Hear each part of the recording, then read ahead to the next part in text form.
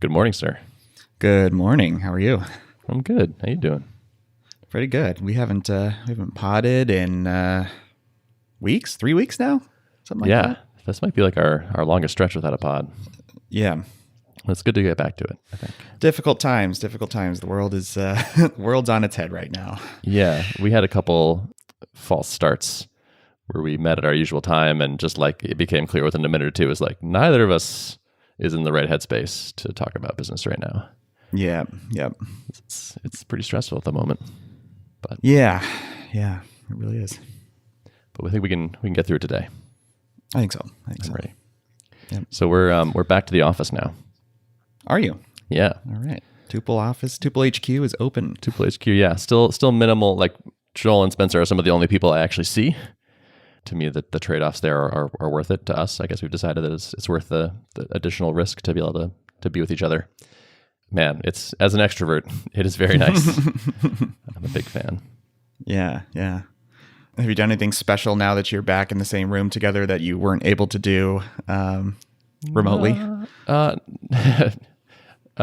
than video games, not really. Well, that's something. Yeah, but like the other day we got lunch and then ate it outside and ended up like talking for like an hour afterwards.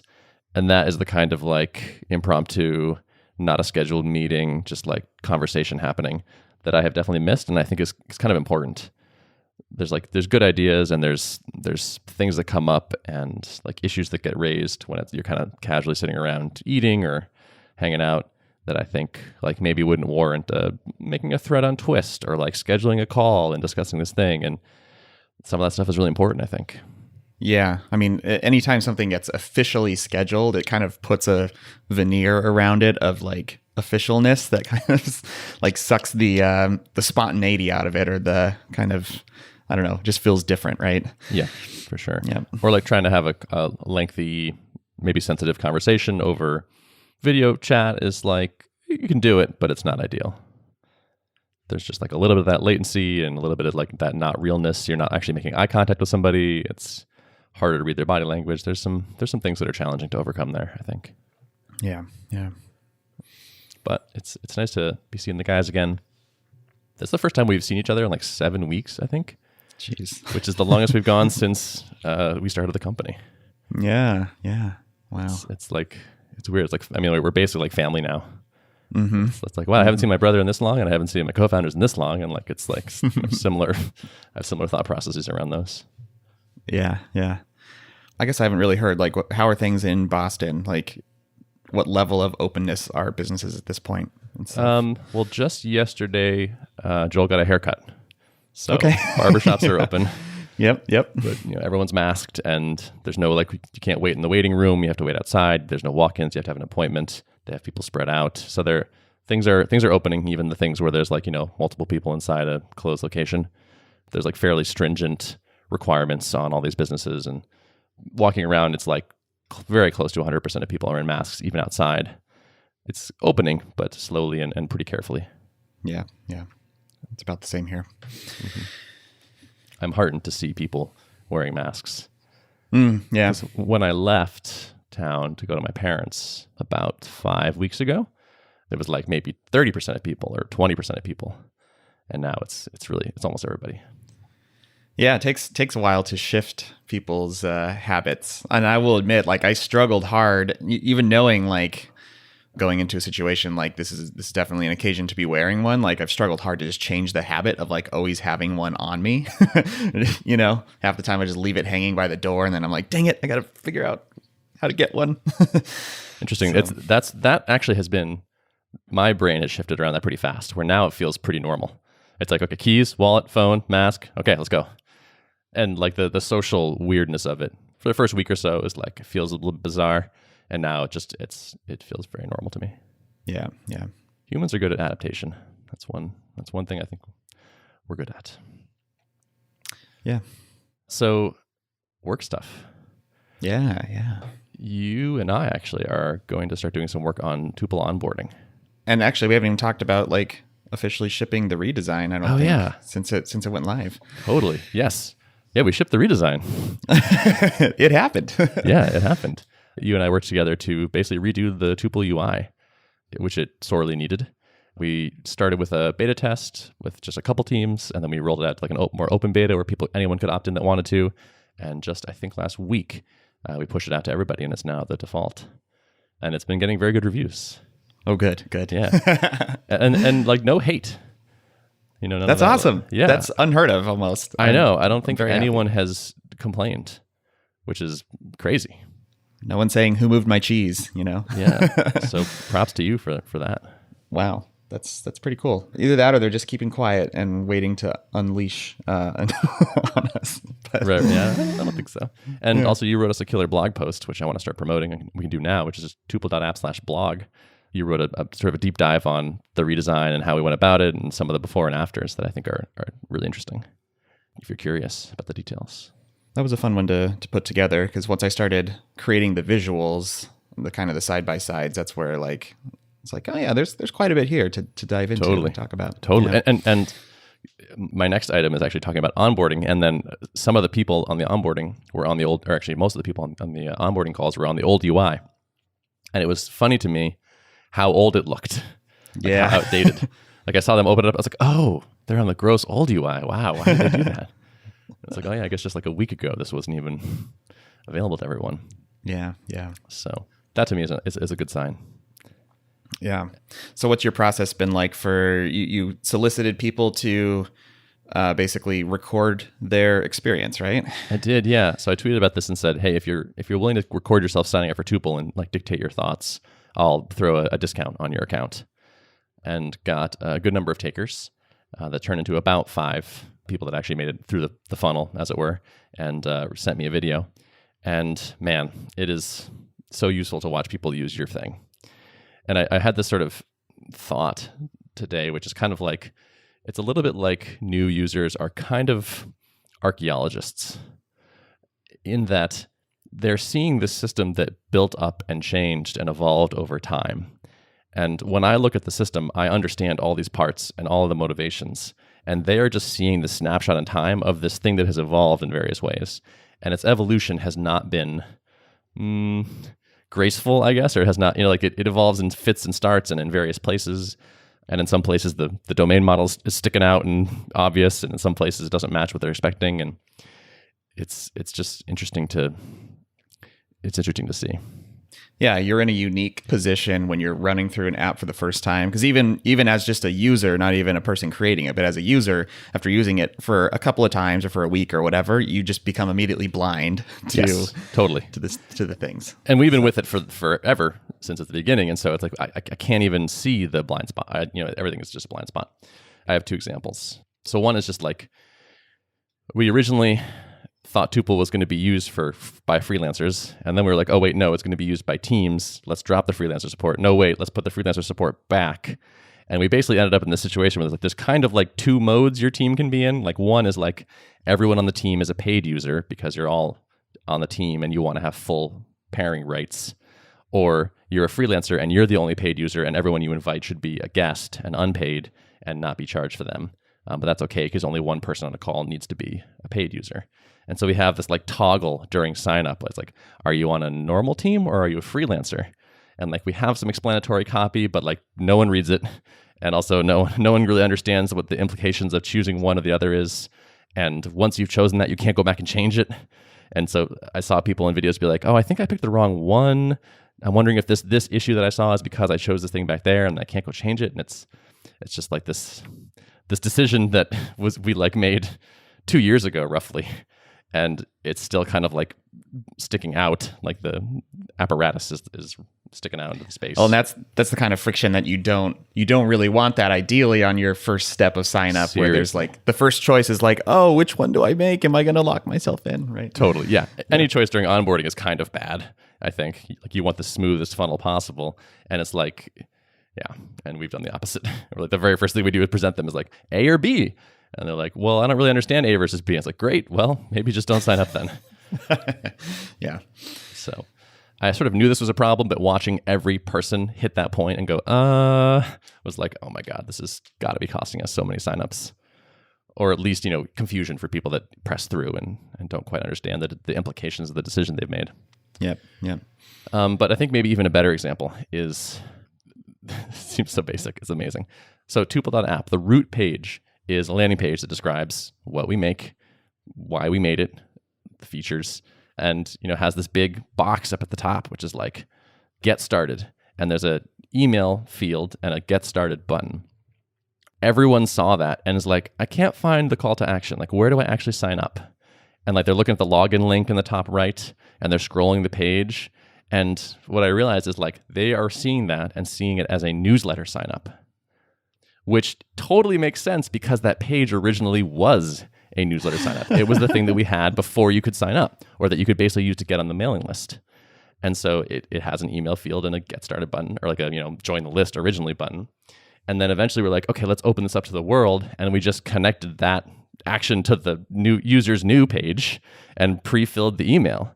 But that's not how anybody does it. That's what no one is expecting that. Right. And so I was wondering actually, I was meant to ask you this as I started to kind of look at the flow. I was like, this is an interesting trick. I wonder if they found like this is extra effective at getting people to push through to the next step or something. Yeah. Yeah. It's extra effective in our incompetence. I mean, you can see this is what I mean about the archaeology, right? It's like there was this thing and like in my head this just sort of made sense. Or like it was probably 18 months ago. I was like, what's the shortest path to just letting people sign up for themselves versus me manually inviting them, which is what I used to do. And it was like, oh, let's just connect this to this and then let them go to users new. And it was like, great.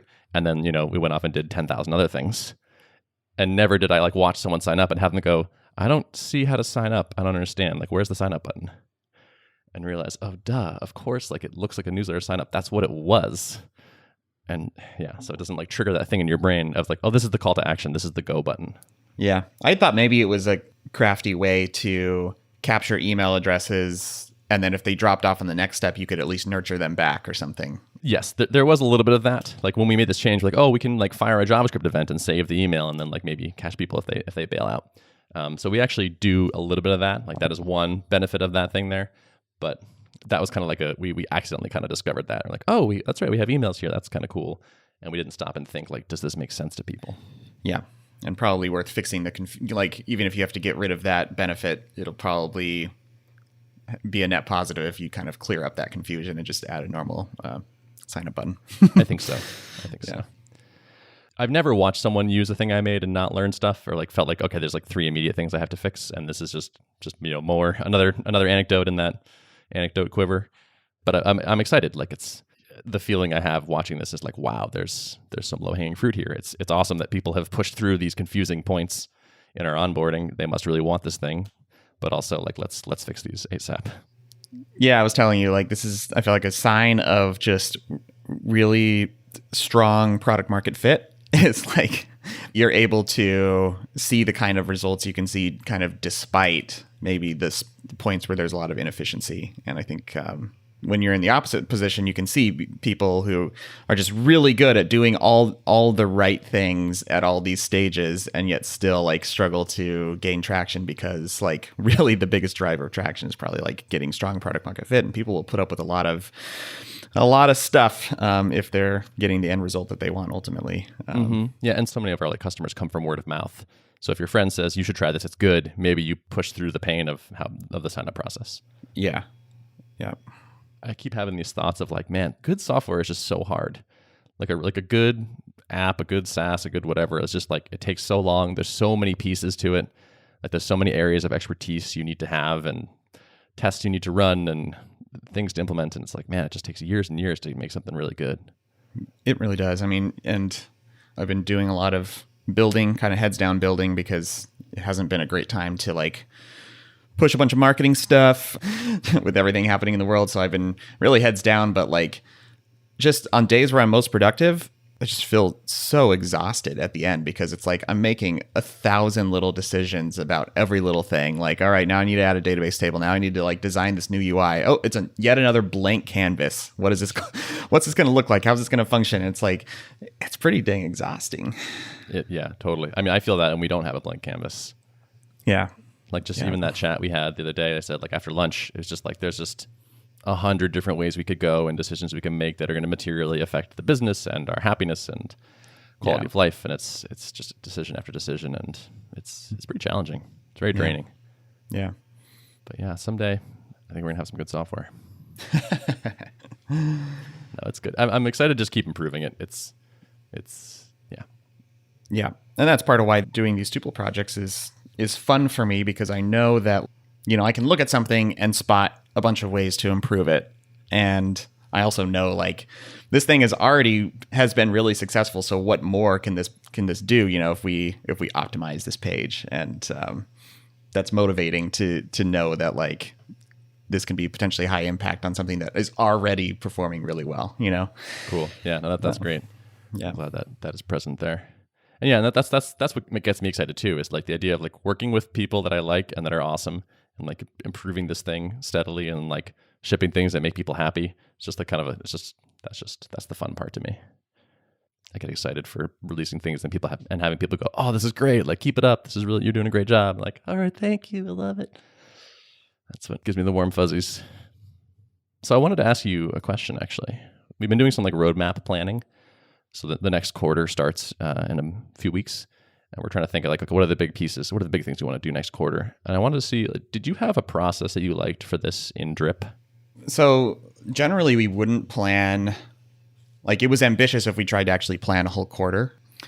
Probably every product is a little different on kind of cadence and cycles and how much work you're able to really plan out. But we would, like, for the most part, it was like every 2 to 4 weeks, Rob and I would sit down and kind of reevaluate priorities, because things would just end up kind of shifting out from under us. Even the best we tried to like lay out, like, this is what our priorities are for the next 2 weeks, always new information coming in. So I don't know, it probably depends on how like volatile your priority list feels like, as opposed to like, all right, we kind of have a good handle on what we need to do, and these projects are going to take longer. I think for us, for a lot of the time, it felt pretty volatile, with the exception of like bigger projects like building workflows. I mean, that was a 3-month long, process to MVP. So our general like approach was to kind of sit down every 2 to 4 weeks and sync up on like what work is in flight, what's been done recently, and are we on the right track still? Got it. Okay. Yeah. Were you good about like making a decision and then just like sticking to it and shipping that thing, not like getting pulled into other stuff? Generally, yeah. Like we really tried to. The only way we could make that palatable is by keeping the cycles pretty tight. Kind of the 6-week cadence from Basecamp would have been like, I like that ideally, but that would have been really tough, I think, for a lot of the course of Drip. That's so long, Yeah. And I think if you're like 50 people and have these independent teams working with like, a team that has 2 developers and a designer on it, and you have multiple teams like that, maybe those longer cadences are fine. Yeah, yeah. But like we sometimes will be like, let's try to do these things. And then it's like, okay, there's a giant sales deal that hinges on us building this. We should build this. Yeah, like an unfair advantage you have at being small is you can be a bit more nimble, than having to lock into the 6-week cadence. Right, exactly. And like it impresses people when you ship things quickly or address their concerns. And I would have trouble, I think, committing to longer stretches like that. Mm-hmm. Yeah. But at the same time, 6 weeks is an awesome chunk of time to make a really substantial dent in something important, right? And so I want to be doing that too. Right.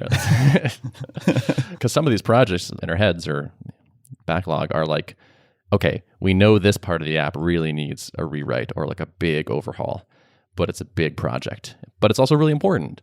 And so it's hard to like muster up the energy or to like commit to like, okay, I'm not going to interrupt you for the next long period of time because it's worth getting this thing moved forward. But that's what I'm hoping to do during like the road mapping is like, okay, let's pick like 1 or 2 of those things and make sure we have time for them in the quarter, because at the end of the year, we have to move a number of these large projects forward. Otherwise, we've not made the substantial progress that we need. Yep. Well, to use workflows as an example, that was a big long project, and it wasn't really something that could easily be chopped up into little pieces. It was just, we got to build this giant new subsystem that has a brand new UI and everything. So like that one had to be on a longer cadence cycle, but we couldn't shift all our resources toward that and not do anything else. So we sort of kind of, I think, had that on its own track and tried to make sure we were making progress to get it done by our kind of deadline that we set for it. But then also had kind of a parallel tighter cycle planning for the smaller stuff, and would just need to fit that in. So, And you had other people doing that? I led most of the development on the initial workflow stuff, and then our other developers were working on shorter term things. But I think I was also involved. Like I would sometimes do like, spend Friday working on smaller things, and so maybe work on workflows for the first 4 days, and then spend a day just kind of tying up loose ends on other stuff. Do you remember how many engineers you had at like a few million ARR? There was probably like 4 engineers. Yeah. Okay. Yep. And you were doing design too, so you didn't have a separate designer. Right. Yeah, we didn't have a designer until post-acquisition. Okay. Gotcha. Yep. Cool. Yep. Our consensus is that we're like a little understaffed at the moment. Mm-hmm. We've had like a lot of growth, and there's a lot of things we want to do, and we could use some more hands. Very excited to have Mikey joining soon, but there also may be more hires in the pipeline. For Mac or for web or for what do you think your next hire looks like? we're always thinking about it. Like Linux is very commonly requested, so we're always like kind of kicking that idea around. Like, do we start now? Is this the time? Do we start and kind of like chip away at it? Do we hire a full-time person to just do that? We go back and forth on it, and I think actually that's going to be kind of a big topic of the next sort of planning session as we talk about the next quarter or the next couple quarters. There's a future where it's like we just say like Tuple is a Mac OS app. It's like clearly there's a ton of Mac OS developers. We can build a very healthy business on Mac OS. We don't ever have to have this client in any other operating system, I think, and to like have a very nice little company and be plenty profitable and have a good time. But our customers want it, and we like making our customers happy, and we could be address more of the market and have more developers and make more. So that's like there's like it kind of almost comes down to like philosophical desires. It's like technically, surely, we can do this. We know we can eventually make this happen. But do we want that reality? What do we value? Yeah, there's something to be said for being able to relentlessly like focus on making the best Mac client that you can, and probably I would say you kind of have a deep moat already. But if someone were to come in and try to say like, we do all the platforms and we're going to compete head on with Tuple, how can they really get the same level of quality if they're dividing their efforts across, multiple platforms? Like, yep. Yeah, I think that would be challenging. That's a key trade-off there is like, we can go faster if we just have one client. Adding more operating systems is an explosion of complexity. And so it slows down the development of all of the clients. Mm-hmm. So it's a tricky one. It's a pretty big decision. It is. That's one of the ones that I think we like bat back and forth all the time. That's not even talking about like, oh, what about Windows 2? What about like streaming to a web browser? All this stuff. There's a lot of options out there. And one of the things I keep coming back to is like I look at our growth and I look at our financial performance. It's like we're growing rapidly. Things are going really well. The market just got tremendously bigger. So like I already thought Mac OS was like a plenty big market, and now it's much, much, much bigger and getting bigger all the time, I think. So it's like, well, the current thing is working. Do we risk doing these risky things? Do we take on these things that are potentially have significant downside for significant upside? Yeah, and how do you go about like de-risking that decision? Like, is there something you can do to get more information to know like just how risky will this be? Like endeavoring to replicate the client for Linux, Right. Yeah, that is a big question. Like, yeah. How hard is it technically? But then also like, will it make a difference in people buying? Yes. Will it be worth it? Because now you'll have, another track of support, another track of quirks and bugs and potential issues someone might run into with that client. And Linux is a fractured ecosystem, right? Yeah. Like Linux is not a thing. It's a series of distributions. Right. It's more of an idea. Exactly. And so it's like we can test Tuple on like we restrict the last, I think, 3 versions of Mac OS at this point. And then like there's just not that much, there's only a certain number of Mac hardware options, right? There's like MacBooks and Mac Pros and iMacs, and that's basically it. And so it's like we can effectively test everything if we wanted to, every combination. But if you say like now we support Linux, it's like, well, there's all these distributions, there's all this hardware, and there's more distributions coming, and the distributions are changing over time, and it's sounds like a lot of complexity. Yeah, it does. It really does. I think initially our ambitions were pretty modest, and they, I think, have grown a bit. And so, like, how much, and will we like our lives and our company if we keep adding these challenging things? Yeah. Like, which slogs do we want?